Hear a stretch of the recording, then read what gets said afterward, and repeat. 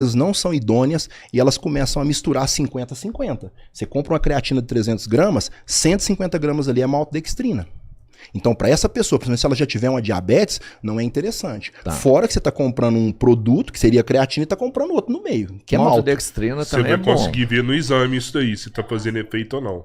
Consegue, porque você percebe que a creatinina sobe e também porque essa pessoa começa a ter uma resposta positiva. Eu sempre falo que quando você está usando algo bom, algum efeito você tem que ter. E como é que eu sei que a creatina é boa? Quando você olha pelo rótulo, a marca principalmente, você vai olhar isso, tem empresas que são sérias, existe um teste que você pode fazer com a creatina com a água mesmo. Quando ela tem amido, o amido, por exemplo, ele não se mistura com água gelada. Então você vai tentar diluir, ele não vai diluir. E um outro teste para quem pode é você pegar o iodo, ou a solução de iodo. Você coloca, por exemplo, na palma da sua mão mesmo a creatina, pinga ali um pouquinho de iodo. Se você começa a movimentar, se ela tiver amido ou qualquer tipo de açúcar misturado, vai ficar preto. Muito preto, escurece muito. E se não tiver, ela vai manter a mesma cor do iodo.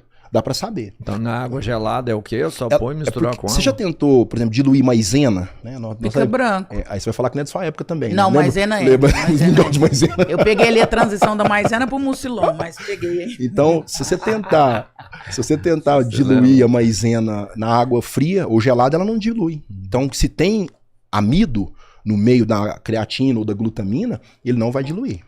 Por isso que eu falo, pessoal, tem que tomar cuidado com o preço. Tem pessoas que não sabem separar isso. O que é preço e o que é valor. Porque uma marca de produto, seja um cosmético, seja um combustível para o seu carro, um pneu, se tem qualidade, geralmente o preço não é o preço que vai ser o determinante para você fazer a compra, e sim a qualidade e a resposta. Quer um exemplo? Muita gente fala assim: ah, beleza, eu tô tomando vitamina D3, mas depende da forma como ela está sendo ministrada. Por exemplo, uma das melhores formas é ela em cápsula de soft gel. E dentro do contexto que a gente suplementa a vitamina D3, a gente não obedece lá no exame laboratorial apenas aquelas 20 nanogramas. A maioria das pessoas ficam por ali mesmo. Mas hoje existem números, eu não estou inventando nada. Isso, como eu atendo online, a gente vê referência de outros países que já mudaram isso na legislação. Você trabalhando com ela de 50 a 80 e com o máximo até 100 nanogramas. E aí tem profissionais da área de saúde que batem: nossa, você está com 60, você vai ter problema, porque vai começar a vir cálcio para áreas do seu corpo que não pode. Pessoal, não é assim. A gente sempre suplementa a vitamina D3 quando é necessário. E quando junto chega com nesse MK2, né? Para levar para o lugar certo. É porque a gente chama isso de sinergia. Né? Você trabalha com a vitamina K2, de preferência a MK7, não a MK4. Qual que é a diferença? A MK4 dura pouco tempo na corrente sanguínea, a MK7 dura mais tempo. 100 microgramas por dia, está de bom tamanho, dependendo do caso até 200, justamente para fazer esse carreamento e o cálcio ficar onde a gente precisa. Se tomar só a vitamina D purinha, não vai para o lugar certo não, ainda tem mais essa. E ainda tem um outro agravante, pessoas que têm deficiência de magnésio, porque a vitamina D3 ela tem que ser convertida em 1,25-hidroxid lá nos rins. Por isso que a gente não pode prejudicar os nossos rins, prejudicar o fígado, porque esses órgãos, eles trabalham em converter aquilo que não está na forma ativa em forma ativa. Que é um exemplo, nós falamos da vitamina B12 para a parte cognitiva. Quem pode, já suplementa logo a metilcobalamina. 1.000 microgramas por dia, depois que saturar, chegar próximo ali de 1.000 na corrente sanguínea, aí você pode espaçar as doses. A mesma coisa o metilfolato, que trabalha junto, a vitamina B6, que é a piridoxina. Você, suplementando os três juntos, você auxilia muito na produção de neurotransmissores, como é o caso da serotonina.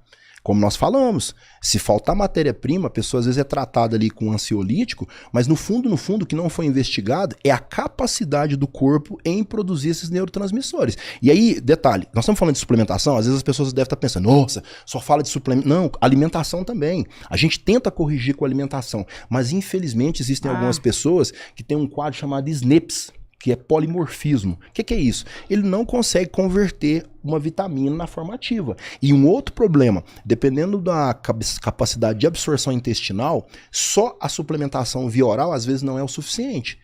Ou a alimentação em si. E aí existem algumas situações que você já tem que entregar para o corpo a forma pronta. Como eu estou falando, ao invés de suplementar a B12, já suplementa a metilcobalamina. Ao invés de suplementar a B9, já entra com metilfolato, que a resposta é muito melhor. Mas você sabe, posso estar errada, mas eu acho assim que eu fico pensando, por que o povo de antigamente não suplementava, né? Porque hoje em dia na água só não vai, não. Boa questão. Por que não... Eu penso, se eu estiver errado, você me corrige. Eu fico pensando na alimentação que a minha mãe dava pra nós. Nós acordávamos de manhã, ela fazia lá o pão de queijo, arroz, com o pão de batata com manteiga, não sei o que lá. Um leite, ou uma vitamina de abacate, que era o que tinha no quintal, ou uma vitamina de mamão, ou um suco de laranja, que era o que tinha no quintal, ou um suco de limão, beleza. Almoço, também era o que tinha mais barato. Tomate, quiabo, jiló, chuchu, abobrinha, muita verdura cozida, muita salada, arroz, feijão, carne.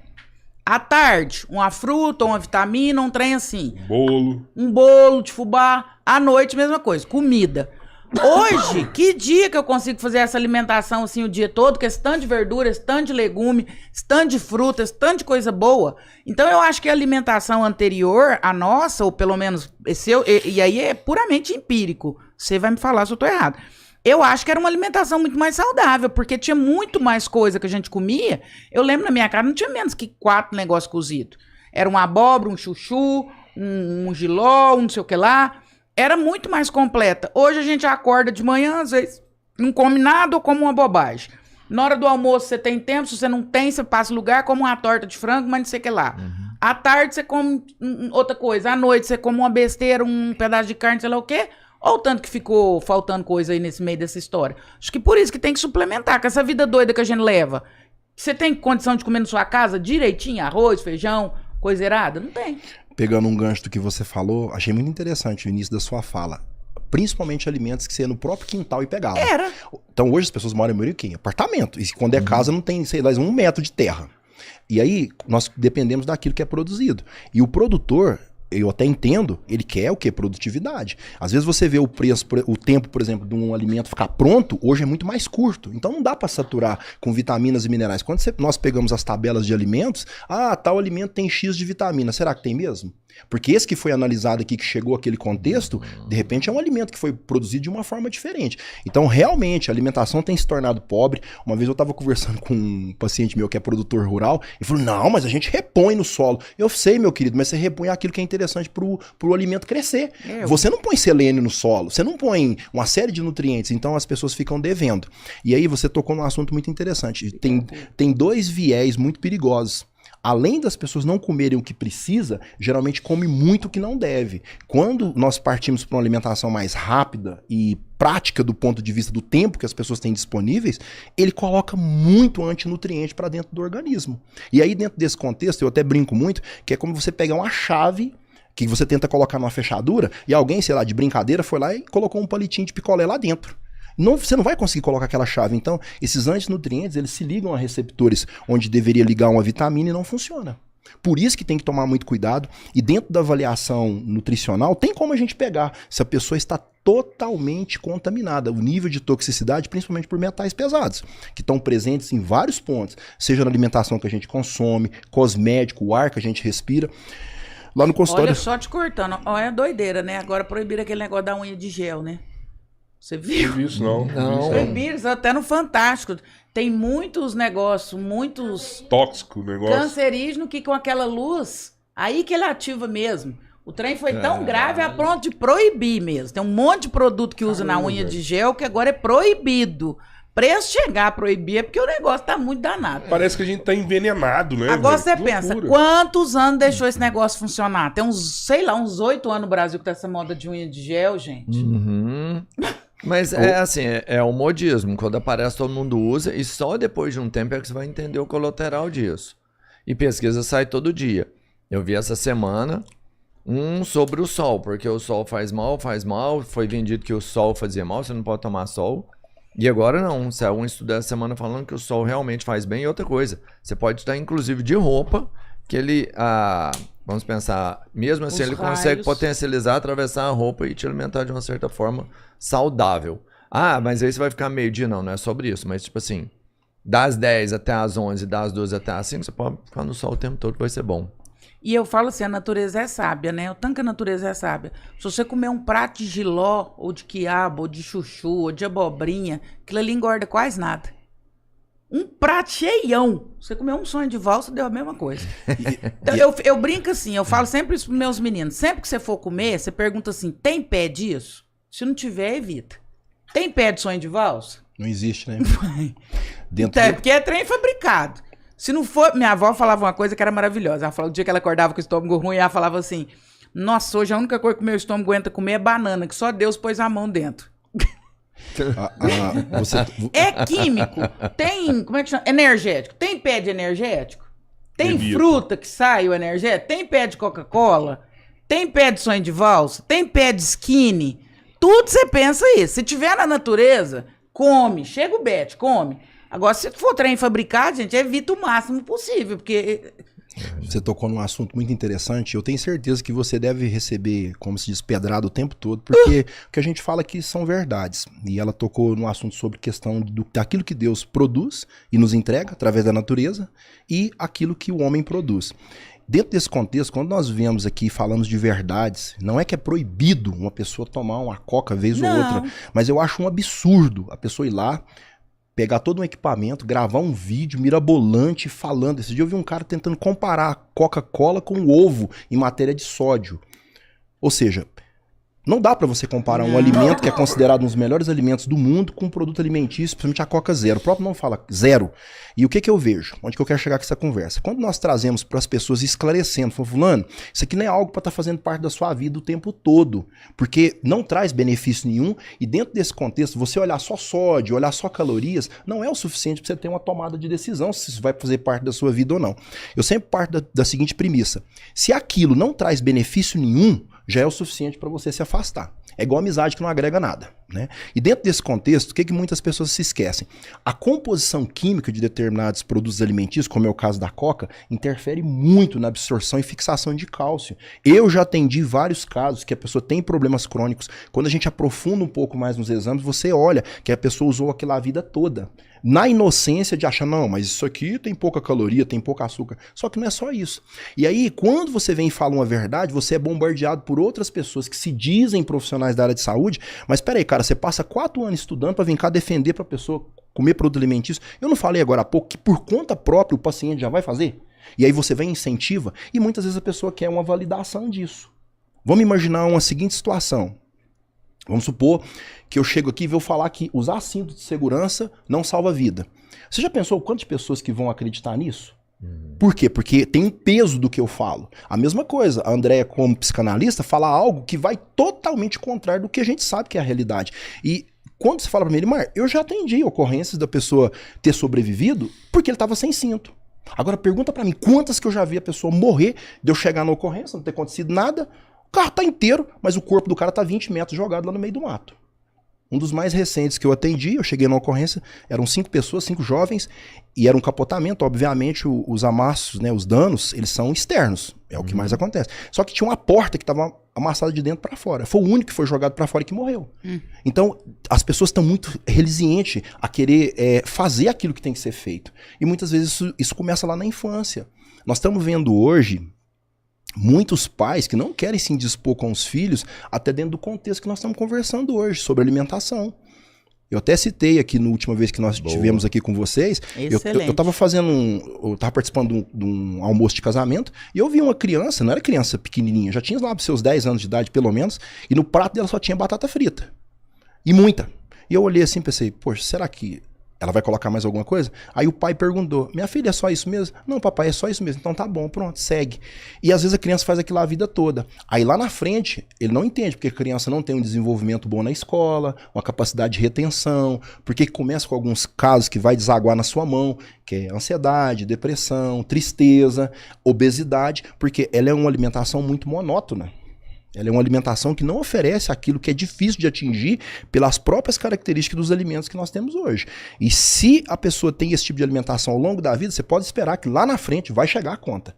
Por conta de falta de um prato mais colorido, onde você tem verduras, legumes. E eu sempre falo para os pais, deixa a criança experimentar. Ah, eu não gosto. Pronto, ele não insiste. E ali ele vai desenvolvendo. E aí, Elimar, passa por algumas questões que eu acho até que são mais sérias, que esbarram muito na questão da alimentação. Para começar, que criança não escolhe o que vai comer. Criança não escolhe o que vai comer. Escolhe? Uma criança de 2 anos, ela escolhe o que ela vai comer? De 3 anos? Ela não tem noção. Quem faz o prato é o pai e a mãe. Eu queria morrer quando a mãe chegava em consultório. Ah, ele só come batata frita e bife. Não, mãe. Tá errado. Ah, ele só come arroz branco porque ele não gosta de nada que tenha cor, não sei o quê, não sei o quê. Não. Quem ensina a criança a comer, quem faz o prato da criança é o pai e a mãe. Depois de certa idade, ela vai desenvolver seletividade alimentar. Os meus filhos hoje comem o que eles querem, mas quando eles eram pequenos, comia até Menos fígado. batata pura e arroz puro, né? O que eles quiserem, se for arroz, bife ou mistura. Comia até fígado. Hoje não come, porque depois de adulto aí, mas quando é pequeno, a primeira coisa que tem que acontecer é que tem que comer o que o pai e a mãe põem no prato. Aí eu acho um absurdo criança em self-service fazendo prato. Ou escolhendo o que vai pôr no prato. Uma criança pequena, eu sei que tem que escolher e pôr no prato o que ela precisa comer. E aí depois desenvolve aí uma série de questões. Crianças obesas. Ah, porque come muito doce, porque come muito o quê? Ué, mas não é possível, você tá morto, ué. Se você não consegue escolher o que seu filho tá comendo, o resto, então, daqui pra frente só piora, ué. A coisa só vai complicar. E dentro desse contexto que você falou, a gente não vê pessoa que tem compulsão por consumir alface. Você já viu alguma vez? Nossa, eu pego 3 pés de alface lá e jogo um azeite. Não, ele desenvolve compulsão por comer o que não presta, não é? Você Mas não a vê. alface presta. Aí que entra a questão. Lembra do que eu falei das pessoas que vêm pras redes sociais pra descer o pau e ganhar like? Um dia eu vi um profissional da área de saúde falando que a alface não serve pra nada. Que inclusive faz a pessoa diminuir a libido. Tem nada a ver uma coisa com a outra. Vou falar só de um benefício. O alface ele é muito rico em celulose. E um dos grandes problemas que nós vivemos hoje, muitas pessoas têm e sequer sabem, é a famosa disbiose, que é uma desproporção de bactérias do bem no intestino por conta também da falta de ingestão de fibras. Então, como a celulose ela não é quebrada, a gente não tem bactéria para isso, diferente dos bovinos, isso serve como se fosse uma vassoura passando a nível de intestino e fazendo essa limpeza.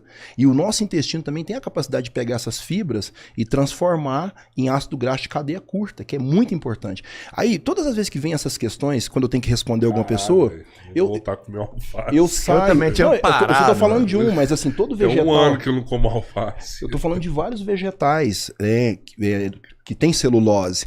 E o que eu uso como ferramenta? Quando a pessoa às vezes vem com essas bobagens que a gente escuta por aí, eu vou pro lado da bioquímica. A bioquímica, ela era uma matéria que eu fui monitor há muito tempo, eu amo a bioquímica, eu amo a fisiologia. Tudo que nós fazemos na vida tem que ter uma base. Quando você vai pro jiu-jitsu, a primeira coisa que você aprende é cair. Você ter queda. Porque você vai pra rolar, se você é dessa área, você sabe disso.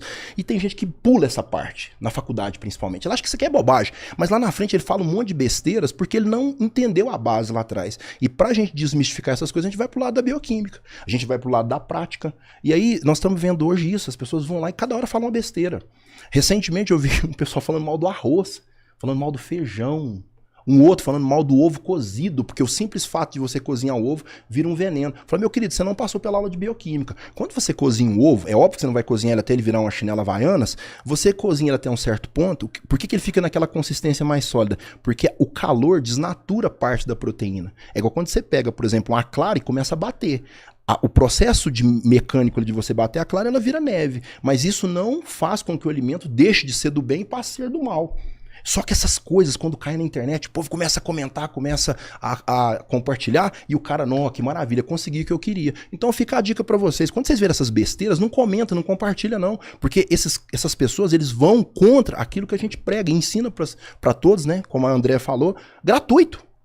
Porque a gente tem compromisso com o que a gente fala. A gente não vem aqui pra ficar falando besteira só em troca de like ou de curtida. Agora minha mãe fazia a gente aprender a comer de um jeito muito fácil. A fazer arroz, feijão, jiló, ovo. É o almoço de hoje. E o chinelo do lado. Não, mãe, eu não gosto de jiló. Mãe, eu não gosto de ovo. Não, então não come, meu filho, tá tudo certo. E o que eu vou comer? Nada. O que tem é isso aí. Aí você passava o dia sem comer, ué? Um dia você faz, outro dia você faz. Aí na outro janta, dia... que geralmente era repetição do almoço. Arroz, feijão, jiló e ovo. Ué, deixa um menino sem comer pra você ver se ele não come. E o tanto que fica gostoso a hora que você come. Você perdeu o almoço na janta. Você fica arrumando 200 mil coisas. Ah, eu não como isso. Aí a mãe, mas isso você come? Mas se eu fizer a carninha moidinha, enroladinha na almôndegazinha, aí você come? Se a mamãe puser a beterraba batida no meio da massa, que não sei o que lá, não, para, gente, tá ficando difícil demais criar filho. Andréia. Eles arrumaram umas treinheiras agora, Elimar, as minhas pacientes que vai me contando. Eu fico doidinho com isso aí. Não sei se tá certo ou tá errado, mas eu tô achando tão difícil criar filho, graças a Deus os meus já tá grandes. Já tão grandes. Gente, você tem que fazer uma pós-graduação agora pra dar comida pra menino. Mas Porque será igual que... os meninos têm que comer na mão, igual o bicho, diz que tem que pegar os pedaços. Diz que não pode mais bater papinha, que não pode ser batido misturado com coisa errada, não. Agora você tem que dar um trem por dia. Hoje é só chuchu, outro dia é só cenoura. Um dia uma mulher foi com um menino lá no consultório, ela que fazia terapia, o menino ficava de fora com a babá. Falei, mas esse menino, você não tá com problema no fígado, não? Ele tá meio amarelado. Não, é porque ele tá na semana que só come cenoura. O menino tava até laranja, de tanto carotenoide. Beta-caroteno. Aí diz que você tem que pôr eles na mesa, igualzinho da caverna, e eles pegar os pedaços dos trem e comer com a mão, pra eles aprender seletividade, textura, que não sei o que lá. Não pode fazer papinha mais não, agora tem que fazer os pedaços de cada verdura todo dia. Deus me livre, aí você precisa fazer doutorado. É só você deixar o menino no